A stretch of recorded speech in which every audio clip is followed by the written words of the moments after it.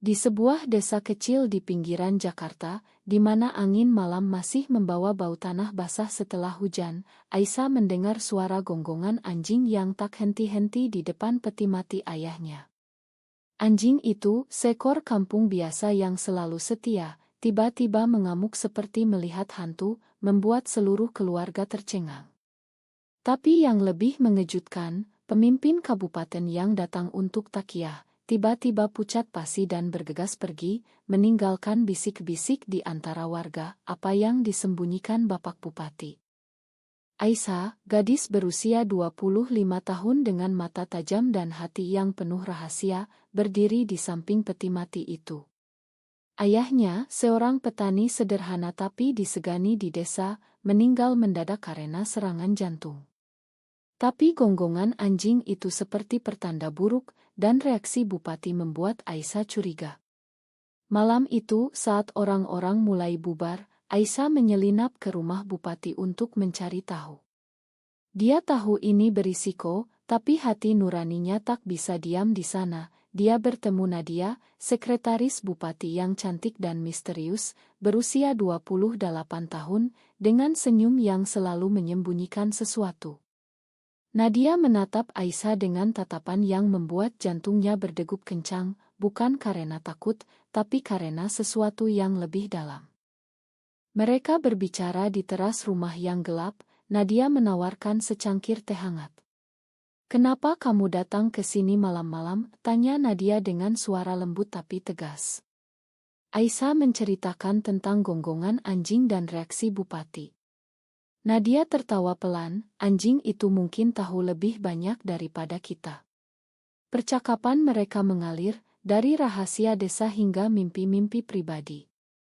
Aisyah merasa ada ikatan aneh dengan Nadia, seperti dua jiwa yang saling mengenal sejak lama. Tapi saat Nadia menyentuh tangannya sekilas, Aisyah menarik diri, ingat akan norma desa yang ketat, wanita seperti mereka tak boleh dekat terlalu akrab. Keesokan harinya, Aisyah kembali ke rumah, pikirannya dipenuhi Nadia. Keluarganya, ibu dan adik-adiknya, sibuk dengan urusan pemakaman. Ibu Aisyah, seorang janda yang tegar, mulai membicarakan pernikahan Aisyah dengan anak tetangga, seorang pemuda kaya tapi sombong. "Kamu sudah 25, Aisyah. Saatnya menikah, jangan biarkan ayahmu kecewa di alam sana." Aisyah mengangguk tapi hatinya memberontak. Dia tak pernah tertarik pada pria, dan sekarang bayangan Nadia membuatnya semakin bingung. Di kantor desa, Aisyah bertemu Nadia lagi saat mengurus surat kematian ayahnya. Nadia membantu dengan cepat, tapi tatapannya penuh arti. "Kita harus bicara lagi," bisik Nadia. Aisyah setuju, meski tahu ini bisa jadi awal dari masalah besar. Malam itu, mereka bertemu di pinggir sungai, di mana suara air mengalir menyembunyikan bisik-bisik mereka. Nadia menceritakan masa lalunya, lahir di keluarga konserati di Surabaya, dia pindah ke Jakarta untuk bekerja, menyembunyikan orientasi seksualnya. "Aku suka wanita, Aisyah. Tapi di sini, itu seperti kutukan." Aisyah terkejut, tapi juga lega, karena dia merasakan hal yang sama. Mereka berbagi cerita, tangan mereka saling genggam, dan untuk pertama kalinya, Aisyah merasa bebas. Tapi saat pulang, Aisyah melihat adiknya mengintip dari balik pohon, mata penuh curiga. Ini adalah awal dari konflik yang akan mengguncang hidup mereka. Aisyah mulai menghabiskan lebih banyak waktu dengan Nadia. Di siang hari, mereka bertemu di kai kecil di pinggiran kota, berpura-pura membahas urusan desa. Nadia, dengan pengalaman kerjanya di pemerintahan, membantu Aisyah memahami politik lokal. Tapi di balik itu, perasaan mereka tumbuh. Aisyah merasa bahagia, tapi juga takut. Keluarganya mulai curiga, terutama ibunya yang religius. "Kamu sering keluar malam, dengan siapa?" tanya ibu. Aisyah berbohong, bilang bertemu teman lama. Tapi kebohongan itu mulai menumpuk, seperti batu yang menekan dada. Suatu hari, Bupati memanggil Aisyah ke kantornya. Aku tahu ayahmu punya rahasia, katanya dengan suara dingin. Ternyata, ayah Aisyah pernah mengetahui korupsi bupati, dan gonggongan anjing itu mungkin karena anjing mengenali bau bupati di sekitar rumah saat ayah meninggal. Aisyah terkejut, tapi Nadia yang ada di ruangan itu, diam-diam memberi isyarat agar Aisyah diam setelah pertemuan. Nadia menjelaskan, Bupati takut rahasianya terbongkar. Aku bekerja untuknya, tapi aku benci dia. Ini membuat Aisyah semakin dekat dengan Nadia, tapi juga menempatkan mereka dalam bahaya. Konflik internal Aisyah mulai muncul. Dia mencintai Nadia, tapi takut kehilangan keluarga. Di masjid, saat sholat Jumat, imam berkhotbah tentang dosa homoseksualitas, membuat Aisyah merasa bersalah. Apa aku salah, gumamnya dalam hati. Nadia, di sisi lain, lebih berani, tapi dia punya masa lalu yang kelam, pernah dikhianati oleh kekasih sebelumnya yang memilih menikah untuk menutupi. Aku tak mau itu terjadi lagi, kata Nadia. Mereka memutuskan untuk sementara menjaga jarak, tapi hati mereka tak bisa bohong. Di akhir ile ini, Aisyah menerima telepon dari Nadia, aku punya bukti tentang Bupati. Tapi ini berbahaya. Aisyah setuju bertemu, meski tahu ini bisa jadi jebakan. Tekanan dari keluarga semakin kuat, dengan ibu memaksa Aisyah bertemu calon suami. Aisyah merasa terjebak antara cinta dan kewajiban. Aisyah tiba di tempat pertemuan, sebuah gudang tua di pinggir kota, hati berdebar. Nadia sudah menunggu, memegang map berisi dokumen. Ini bukti korupsi Bupati.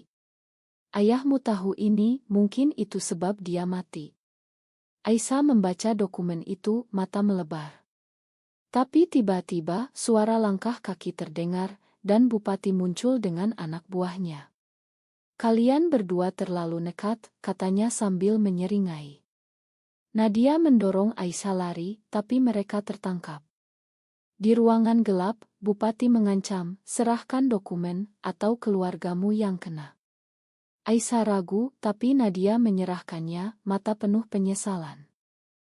Setelah kejadian itu, hubungan mereka retak. Aisyah marah pada Nadia karena menyerah terlalu cepat. Kamu khianati aku, teriak Aisyah di apartemen Nadia. Nadia menjelaskan, aku lindungi kamu. Bupati tahu tentang kita. Ternyata Bupati punya mata-mata yang memotret mereka berdua.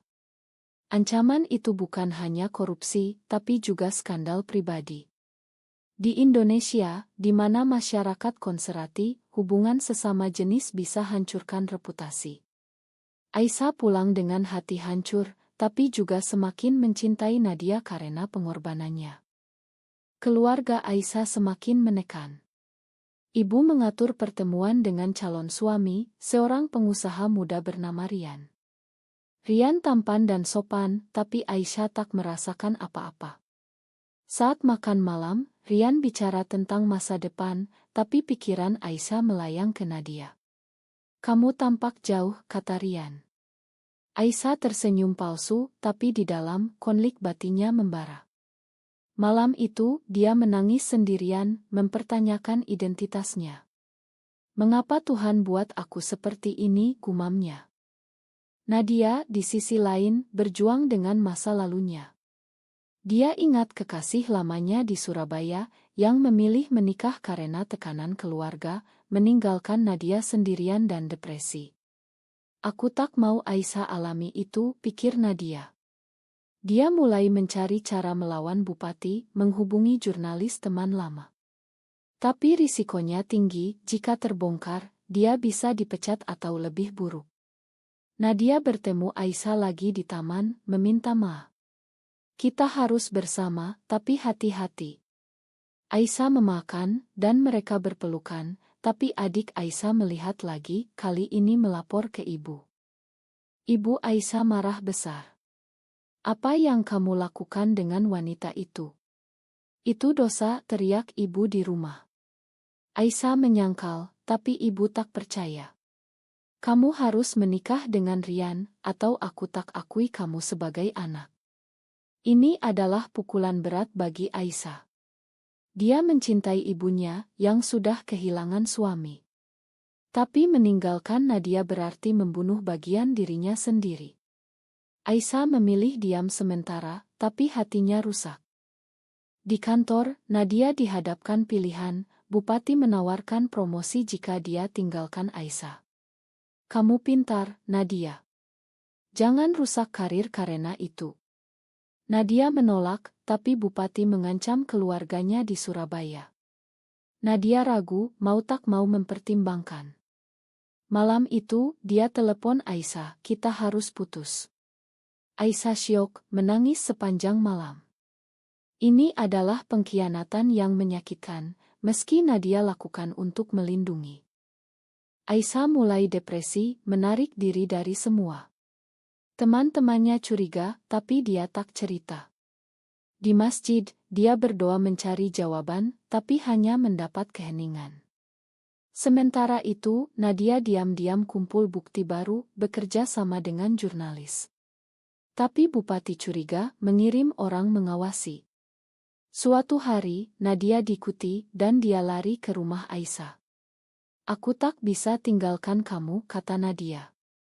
Mereka berdamai, tapi sekarang bahaya lebih dekat.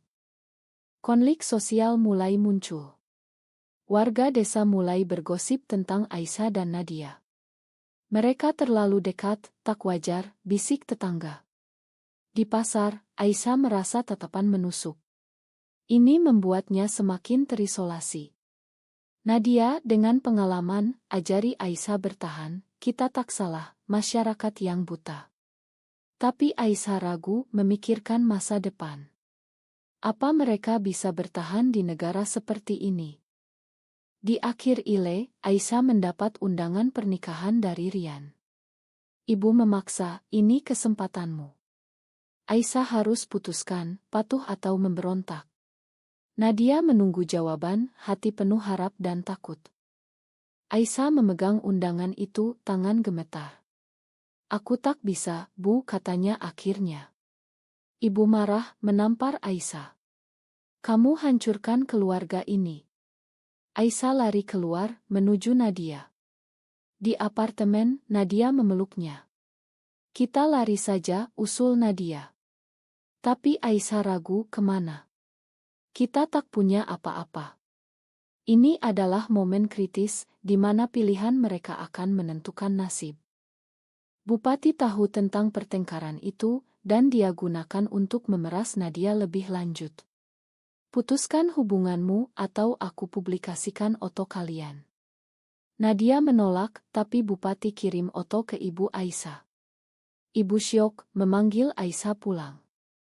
Benarkah kamu? Seperti itu, tanya ibu dengan air mata. Aisyah mengaku, ya, Bu. Aku cinta Nadia. Ibu pingsan, dan Aisyah merasa bersalah seumur hidup. Ini adalah pengkhianatan terhadap keluarga, tapi juga kejujuran pada diri sendiri. Adik Aisyah, yang selama ini mengintip, sekarang berdiri di pihak ibu. Kakak salah. Ini melawan agama, teriak adik. Aisyah coba jelaskan, tapi sia-sia. Keluarga terpecah, dan Aisyah diusir dari rumah. Dia tinggal sementara di apartemen Nadia, tapi tekanan semakin berat. Nadia melihat Aisyah menderita, mulai ragu, mungkin kita salah. Tapi Aisyah tegas, tidak, cinta kita benar. Di luar, masyarakat mulai bereaksi. Gosip menyebar, dan Aisyah dihindari di desa. Saat belanja, penjual menolak melayani. Pergi saja, orang seperti kamu tak pantas di sini. Aisyah menangis, tapi Nadia mendukung, kita kuat bersama. Mereka mulai mencari dukungan dari komunitas LGBT di Jakarta, bertemu orang-orang serupa. Ini memberi harapan, tapi juga risiko, polisi sering raya acara seperti itu. Bupati tak puas, rencanakan jebakan. Dia undang Nadia ke pertemuan, berpura-pura minta maaf. Nadia pergi, tapi itu jebakan, dia ditangkap atas tuduhan palsu. Aisyah panik, mencari bantuan. Dia hubungi jurnalis yang Nadia kenal, dan mereka publikasikan cerita korupsi. Tapi ini berarti mengorbankan privasi mereka. Berita meledak, sekretaris bupati terlibat skandal lesbian dan korupsi. Nadia dibebaskan, tapi reputasi hancur. Nadia marah pada Aisyah, "Kenapa kamu lakukan itu tanpa bilang aku?" Aisyah jawab, "Untuk selamatkan kamu." Ini adalah pengkhianatan balik, meski dari niat baik. Hubungan mereka tegang, penuh argumen. Nadia merasa dikhianati, ingat masa lalunya. "Kamu sama seperti dia," kata Nadia. Aisyah menangis, tapi tak mundur. Konflik moral semakin dalam. Aisyah mempertanyakan, apa pengorbanan ini worth it? Dia kehilangan keluarga, teman, pekerjaan. Nadia juga, karirnya rusak. Tapi di tengah itu, mereka temukan kekuatan. Di sebuah pertemuan komunitas, mereka cerita pengalaman, menginspirasi orang lain. Tapi bahaya masih ada, ancaman dari kelompok radikal yang anti-LGBT. Suatu malam, rumah Nadia diserang batu. "Keluar, penyimpang!" teriak massa. Aisyah dan Nadia lari, bersembunyi di hotel. Ini adalah puncak ketakutan, membuat mereka pertimbangkan pindah ke luar negeri. Tapi biaya dan Isa sulit. Nadia usul, "Kita nikah di Belanda." Aisyah tergoda, tapi ingat keluarga. Di akhir ile, ibu Aisyah datang ke hotel, mata penuh air mata. "Aku tak bisa kehilangan kamu." Tapi apakah ini rekonsiliasi atau jebakan? Ibu Aisyah duduk di kamar hotel, tangan memegang tasbih. "Aku salah, Aisyah. Aku takut masyarakat, tapi kamu anakku." Aisyah memeluk ibu, tapi Nadia curiga, ini terlalu tiba-tiba. Ternyata, ibu datang karena tekanan dari bupati, yang ingin gunakan ibu untuk pisahkan mereka. Saat ibu pergi, dia tinggalkan catatan, "Ma, aku tak punya pilihan." Aisyah hancur, merasa dikhianati lagi oleh keluarga. Nadia dan Aisyah putuskan lari ke Bali, mencari kedamaian sementara. Di sana, di pantai yang tenang, mereka bicara dari hati ke hati. "Aku tak menyesal mencintaimu," kata Aisyah. Nadia jawab, "Tapi harga yang kita bayar terlalu mahal." Mereka nikmati momen damai, tapi berita korupsi bupati semakin panas. Bupati ditangkap berkat bukti mereka. Tapi ini juga bawa sorotan pada hubungan mereka.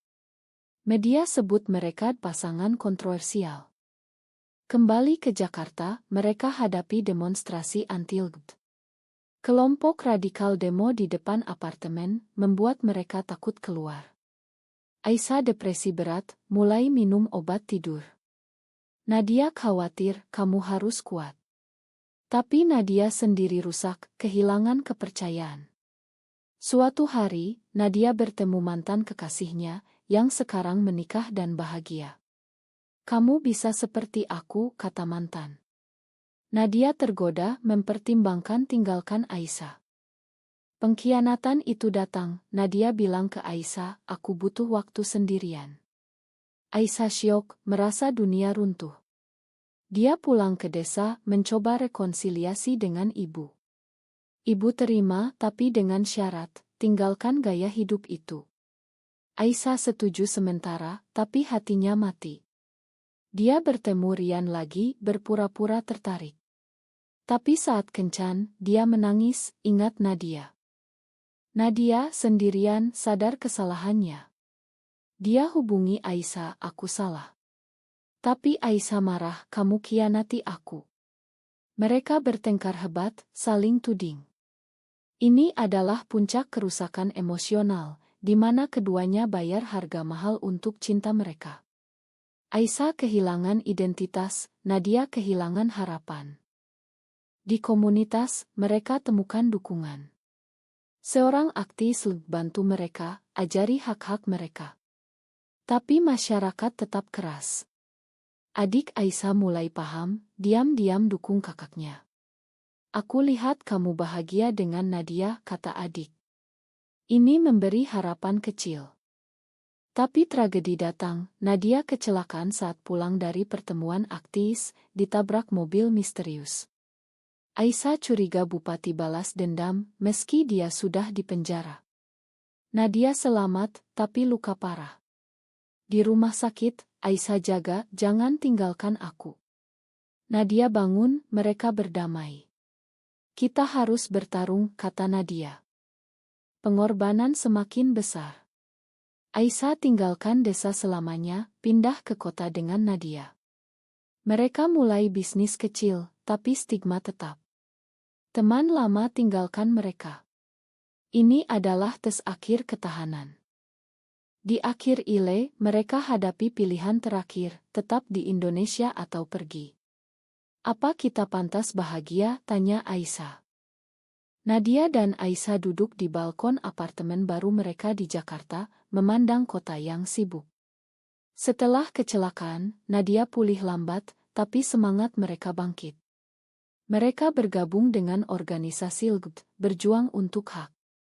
Tapi setiap demo, ancaman datang, pesan anonim, panggilan tengah malam.